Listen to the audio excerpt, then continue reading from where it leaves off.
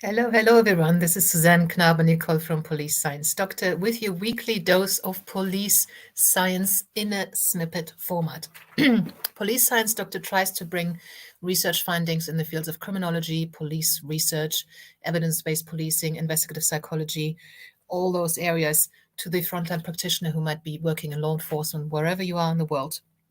One of the things that I do as police science doctor is to go through research findings, most of them quite recent, to see if there's anything that's quite practical, applicable, and immediately put into practicable for you guys. And then I put them into an email to send them to everyone who's on the free Police Science Doctor email list every Tuesday, usually at 2 o'clock UK time. And I also go online in this fashion and talk about them and put them a little bit into context if I can.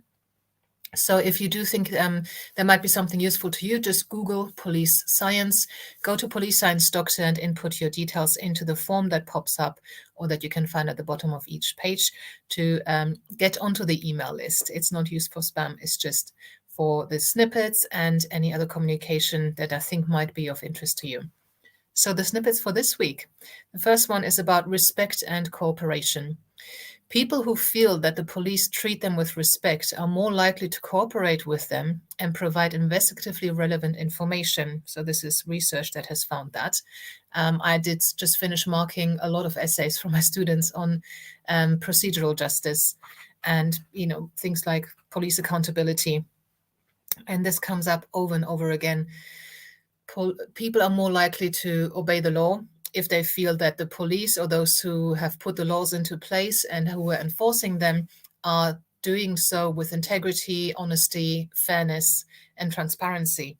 So you can prevent crime using procedural justice, and I think it's completely underused as a crime prevention tool. And you can also get people to work with you better. So that's both victims, witnesses, and suspects. Suspects are also more cooperative when they feel they're being treated fairly and with respect. There's been a lot of research on that. Look up Professor Lawrence Allison and rapport-based interviewing. The second snippet for today is about angry detectives. Detectives who are in an angry state during an investigation may focus in on a particular suspect and develop confirmation bias, in that they may tend to disregard exonerating evidence and would require more evidence to believe the suspect is in fact innocent. So we're not necessarily talking about red-faced detectives slamming doors and all of that. But do bear in mind that everyone who investigates is also a human. When I investigated people and I interviewed them, suspects, in your country it might be called interrogation, you can't always leave your emotions out of it, but you should. If you've got someone in front of you and you've seen some evidence to suggest they have harmed someone, and just imagine that for a sexual offense, imagine that for an offense against a child, it's going to be more challenging to leave your emotions by the door, but you should.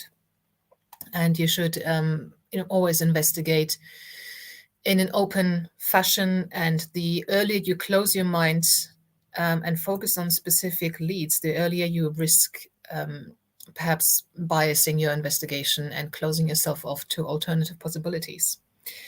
The third and last snippet for today is about eyewitness identification.